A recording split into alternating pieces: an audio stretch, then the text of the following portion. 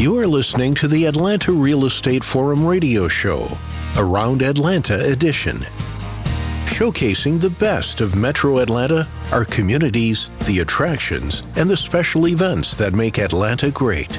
Welcome to our virtual town square. And now, here are today's hosts. Good morning and welcome back to the Around Atlanta edition. I am your host, Todd Schnick, joined by my friend and colleague, Carol Morgan. Before we begin, we do want to thank New American Funding for being our 2021 show sponsor, now our 10th year on the air. It has been great having them as our partner.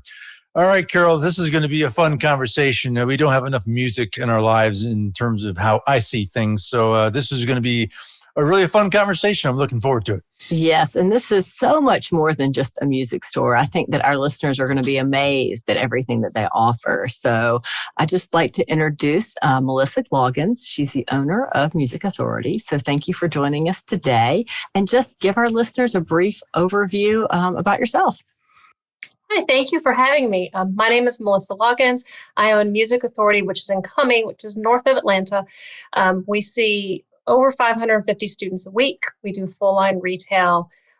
We just finished up 6 fabulous weeks of summer camp in June and July, which was amazing. And we do a lot of concerts in the community, and we have a repair shop. So we're super busy pretty much all the time. That is awesome. How did you get into this? There's a lot of paths one can take in a life. How did you choose this one? I was a ballerina when I was in school, like when I was little, like middle school into high school, and just loved the performing arts. So I always had this dream of opening a performing arts school. And then I went to college and I got a degree in music business. So I'm one of those rare people that's actually working in my field. And as one of my internships, I interned at a music store that had teachers. And I thought, this is really cool, but I think I can do it a little bit better. I found some investors that helped us get started. And by the age of 25, I had a music store. That is awesome. That's very exciting. We'll talk a little bit about what instruments you sell and what you lease and that process. Sure. We do rentals on school band instruments, so clarinets, saxophones, trombones, things like that. But we mostly do what you would call combo instruments. So I'm selling guitars, I'm selling amplifiers, I'm selling drum sets. We really focus on contemporary music. So our rock band program is really strong. We will have 8 rock bands this fall, starting in August, actually just starting this week. So we'll have 8 of those bands, and that's really what we focus on. So we're really heavy into the guitars and amplifiers and drum sets. We do lessons, and like I said, we rent the school band instruments and we do lessons on school band instruments.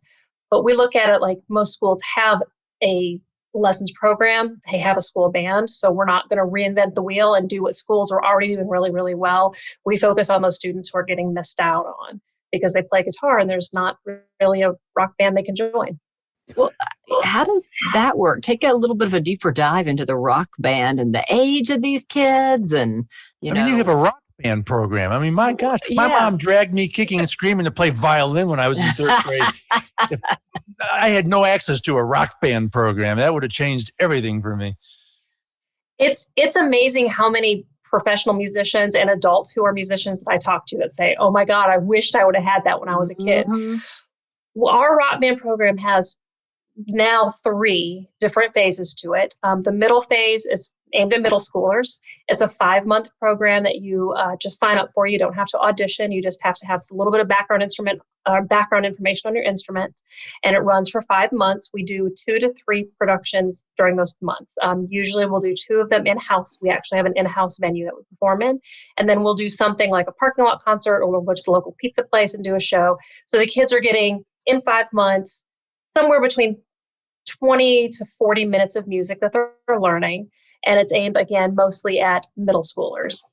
We have what we call our showcase band program, which you can think of it like a varsity level band. You have to audition for it. We have 2 of those. And those kids play out and about at least once a month. Lately, it's been more like twice a month. We play places like Rock Solid Brewery and Ball Ground. We play Rosati's Pizza and Cumming. We play Joe's Sports Bar in Alpharetta. So they're playing more legitimate venues, and they're really out and about.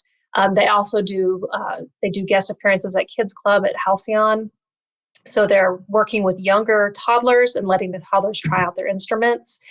So they're a lot more involved, and those are high school students, and that's like the pinnacle. That's the biggest thing they can do. Some of the kids even go with me to Nashville to experience what's going on up there. Our newest program, which I'm so excited for, which is going to start in 2 weeks, is an elementary school band program. And this is our first season of doing it, but it's all elementary school aged children. And I have a fantastic instructor named Luke, who's just so excited to see what we can do with the little guys so that they can start the program a little bit earlier. Kind of like T-ball. Yeah. And I kind of wish people would look at it like that, one of my frustrations, I don't know if frustration is the right word. I wish schools were doing more to kind of push the arts and all the arts. And how much do you coordinate with the local schools and partner with them? I mean, are you doing things that they should be doing? Is it a good relationship with these schools? Are they doing enough to promote people's passions for the arts? Because our culture so desperately needs more of that. Any thoughts on that? It's a dangerous, wide open question, but I'm just curious as to where you're thinking we are in terms of, are we doing enough to promote this kind of stuff to our young people? We're in Forsyth County, and Forsyth has a fabulous arts program. They're actually building a new arts complex for their school systems up here now. And I have some very good friends who are music teachers within the programs from elementary, middle, and high school. And they do an amazing job. Their marching bands are fantastic. Their musical theater programs are just absolutely out of this world. They've got great band programs. Their choruses are really competitive. So they're doing a good job at what they do. What we focus on is the kids that aren't getting met within the school systems. Because you can't go to the school system and sign up for a rock band. That's something very specific. That we do. So like I said earlier, I'm not trying to reinvent the wheel. I don't want to go and compete against my school systems. What they do is very good, and they've got incredible teachers at our school level. We don't work a lot of hand in hand with them because what we're doing is so different. We do support them. We do have sponsorships that we do with them. We did a great program right before COVID where we raised money and provided one of our elementary schools with ukuleles that needed a little bit of help with funding. That was a lot of fun. And then to see the kids, see these really cool ukuleles, that was a lot of fun to do. So we do work with them, but again, what we're doing is so completely different. Very cool. Yeah, well, it's just amazing. So for your rock band program, and I don't know if it's old enough that you have any like big successes yet, but do you have any success stories you can share? We do. We've been doing rock camps since 2003, and we've been doing our rock band program for I think 5 years now. I'd have to actually look. And we have students that have gone on to study at colleges like Middle Tennessee State, at Belmont University. I have students that are studying music business. I have students that are studying music performance. And before COVID, we have enough kids that have gone through our program, some of them playing with larger artists. I have students that you can turn on the radio and hear them on the radio. That's awesome. It's really, really cool. And I remember the first time I was driving somewhere with my husband. My husband's like, pull the car over. I'm like, why? And he goes, no, pull the car over now. And so I did. He goes, that's my student's band. He moved to Los Angeles. That's my student's band. He's on the radio. It was so exciting the first time. But in general, on any weekend when venues are back open and running again, you can hear my students anywhere from one side of this country to the other, and even Europe. We've done very well, inspiring. I have a very good friend who has a son at Belmont. I mean, that's a great school. So it is. He's very talented. So that's a great testament to the program too. So you obviously offer lessons. So I'm curious obviously you probably cater perhaps to younger students or younger people, but what about 52-year-old kids? I mean, I'm at the stage, I'm being deadly serious here when I say this. I do a lot of writing. My wife and I have a foundation. So those are two creative outlets for me. I need a third, and I'm seriously considering learning the piano. And I've done that a couple times in my adult life, and the career got in the way. I never finished. So I'm seriously, I mean, do you cater to kids like me, or is it really kids that you focus on? We actually, about 20% of our students are adults. That's awesome. So it's a larger number than you would expect. And one of our summer camps this last summer was an adult rock camp, where they came in on Saturdays for 2.5 hours, and they worked for the month of June. And then on the last Sunday of June, they did a concert for their family and friends up on the stage with all the lights and everything. So we do see adults, and we see a lot of adults. We encourage them to perform in our performances. We'll place adults in bands with students for some of our, like with their students too, but with younger students, and we really encourage them to get involved. It's great for it's a great way to release stress, is what I'm trying to say. Well, there are a million benefits to it. I asked the question because I'm sure there's other dreamers out there like me that want to do it but are afraid. I don't want to be with a bunch of kids in this place, So the fact that a significant percentage of your students are adults is exciting and shouldn't sway anyone from getting out there and pursuing something that's passionate. So that's great. We had enough adult students come to our adult rock camp that we had 2 complete bands. So that was drummers, bass players, guitar players. I think we had a keyboard player, a couple of singers. So we do have enough that do it, that they can interact with other adults. We're starting I don't know what day we're starting, but we're starting a program so those adult students can get together and jam once a month. So they're interacting with other adults. That's cool. Well, it seems like all you need now is one person who can sing and play guitar or the drums to have your own band with all the, synthesizing you can do and the recording, and, you can sing your own backup music. And it's just phenomenal. Some of the people I see out there performing that are one man or one woman shows and just doing, amazing music. Think you need 20% down to become a homeowner? Think again. What if you could buy a home without a down payment? That's right. New American Funding understands that saving for a down payment can be difficult. They have competitive loan programs that can get you into a new home. Their 100% FHA financing loan program makes getting into a new home with no down payment possible. Let one of their home loan professionals pre-qualify you. Contact a New American Funding loan officer today to find out more about these niche loan programs and start your home ownership journey. For more information, call 678-898-3540. That's 678-898-3540.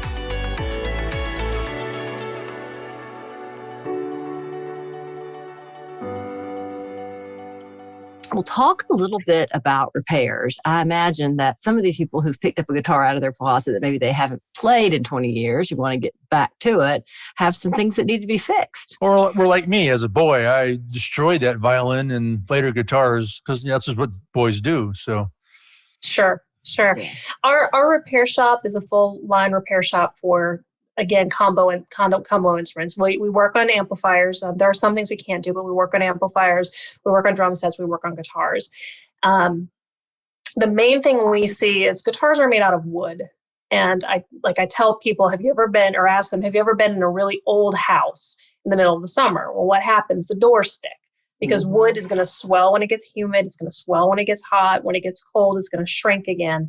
So those guitars have a lot of moving parts. So mostly what we do is we try to keep them in good working order. It's just like a car. If you don't change your oil occasionally, your car is going to be very unhappy. If you don't do what's called a setup on a guitar occasionally, it's going to be unhappy and it's going to be difficult to play. So we really focus on educating our customers and making sure they understand that, every 6 to 8 months here in Georgia, you really need to have that setup done. So we work on that. We do a lot of restringing. We reset necks. We do refrets on guitars. We do just about everything you could imagine to a guitar.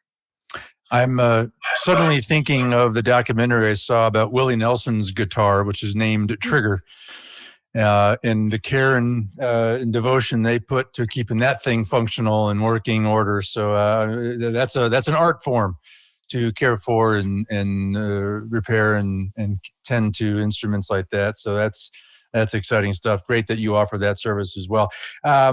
it comes as no surprise to us that you are recognized as one of the great music stores. Talk about some of that honor and recognition that you've gotten. We are lucky enough to have been awarded 7 times now to be among the top 100 music stores internationally, and that's by our trade organization, the National Association of Music Merchants. They determine that based on innovation, what they call music makes a difference. Are we making a difference in students' lives? Are we making a difference in musicians' lives? Community service, what are we doing to be of service to our community? They look at our customer service. They look at our store layout. Like, do we have a nice, clean, neat, pretty store that makes sense? And there's one more, and I can't think about it right now. But if I think about it, I'll tell you what it was. But it's a group of things that they look at, and each year we submit basically reports to NAM for them to see what we're doing, what we're really proud of, what we think we're doing that's outstanding, and they weigh those against everyone else's that submits worldwide. And it's a fabulous group of stores that we are a part of, from Turkey to Mexico to Belgium to Germany to Australia. I mean, all over the country, all over the world. They've got these wonderful stores, and we're just honored to be a part of that grouping. Yeah, that's great. Congratulations for that. It's no surprise to us that you're winning for innovation based on what you've told us already. Thank you. You're welcome. You also recently presented at the National Association of Music Merchants Conference. Talk a little bit about that. This is something I've been doing for the last couple of years. I love doing it. It's an opportunity for me as a music store owner who's doing some really interesting things to talk about what we're doing that might be different or might be cutting edge compared to other stores. And then other stores can take what we've learned and apply them to their own stores. This particular year, of course, everything is about COVID. How did we survive COVID? Because we took an industry where everything is so one-on-one, person-to-person, and suddenly we had to close our doors. And in particular with us, we had a show the night that they closed schools. So it was like I think it was Friday, March the 13th or 14th. And we had a show that night. And the day before, the notice went out that they were closing schools. So we were like, what are we going to do? And we ended up holding that show, and I was glad we did it. But then we had to go to a complete stop. It was like you have a fleet of ships moving forward and everything had to stop immediately. So what I talked about in my presentation was how we did that stop and what we did to get things back up and running. We had some teachers who were only out of the store for 2 months, that we started lessons in person back in June. We did it very carefully. We made sure that we had protocols up. We have dividers in our studios. At the time, everyone was wearing masks, of course. We wore gloves if we had to touch other kids' instruments. But what was really interesting about my presentation is it was a co-presentation. I was there, but so was a gentleman named Pete Gamber, who works at Highline Music in California. And of course, his experience with COVID has been drastically different than mine here in Georgia. So it was an opportunity for other music stores from around the country to see what we were doing and how he was doing it and how I was doing it, and then find their own path. Yeah, great stuff. The great thing about music is it brings people together, and that shared experience of experiencing music together is a wonderful thing. So events got to be so critical to the what we know as music and what you do. I mean, are events back? Are these concerts and performances? I mean, are you back full throttle on that, or where does that stand in relation to this pandemic? Yes, thank goodness we are back. I sat through most of COVID in my office twiddling my thumbs because events are what I do for the most part in my shop. And so I had nothing for quite a while. But we started back. We started with a big parking lot concert. Ironically, that concert was 2 days after the CDC announced if you're vaccinated, you don't have to wear a mask anymore. So the timing was absolutely perfect. We brought out food trucks, we brought ice cream trucks, and we had this big parking lot concert. It was fabulous. Through COVID, we were doing smaller versions of our recitals and our concerts, very limited seating. Everybody had to wear masks. We had to socially distance within the venue. So we didn't give it up entirely, but prior to COVID, we were doing anywhere from 3 to 6 shows a month. And to drop off to nothing was just terrible. So we're working our way back. We're doing anywhere from probably 2 to 4 shows a month right now. Wow. And then we'll eventually pick up back to normal. Very, very cool. Wow. Well, wish we could go on. There's so much more. I'd love to talk to you about all my skills with music, but I'll save you both from that. But so grateful that you're out there doing this. And as I said at the top of the show, I think there's such a yearning for more arts in our communities. And I love what you're doing here and providing leadership to the community and giving these kids and old kids like me an opportunity to do some neat things and really get involved in this kind of stuff. So thank you for that. Melissa, before we let you go, should anyone need to connect with you and certainly learn more about all the programming and all the opportunities with Music Authority, where do they go? You can find us online at musicauthorityinc.com. We are also really involved. You can find us on Facebook, Instagram, and TikTok. We have a great TikTok program. I'm not surprised. I bet you have some fun with TikTok, huh? It's a blast. I bet you it's a great marketing tool for you. Yeah. I mean, there are many in the industry that think that's where most music is broken these days, so exciting stuff. Not surprised that you're there. Melissa Loggins, the owner of Music Authority. Melissa, again, great to have you. Thanks for carving out some time to join us and appreciate what you're doing. Thank you very much for having me. I enjoyed it. It was our pleasure. All right. Well, that wraps this week's Around Atlanta edition. On behalf of our show sponsor, New American Funding, my co-host, Carol Morgan, I am Todd Schnick. That is all the time that we have for today. Thank you for tuning in and listening. And we look forward to seeing you again right here next week. We'll see you then. Atlanta Real Estate Forum Radio is made possible by Denim Marketing, the publisher of Atlanta Real Estate Forum, Atlanta's favorite source for real estate and home building news. Denim Marketing is a comfortable fit, like your favorite pair of jeans. Denim Marketing tailors marketing strategies to meet your specific needs and niche. Try them on for size. They will work to create a perfect fit for your company's marketing program. Call them at 770-383-3360 or send an email to info@denimmarketing.com. For more information on Atlanta Real Estate Forum Radio or to inquire about being a guest, contact info@atlantarealestateforum.com. Check out the radio show by visiting atlantarealestateforum.com or by listening to the show on your favorite podcast app. And if you enjoyed today's broadcast, we'd sure appreciate a rating and review on iTunes. Thank you again for listening, and we'll see you next time on Atlanta Real Estate Forum Radio.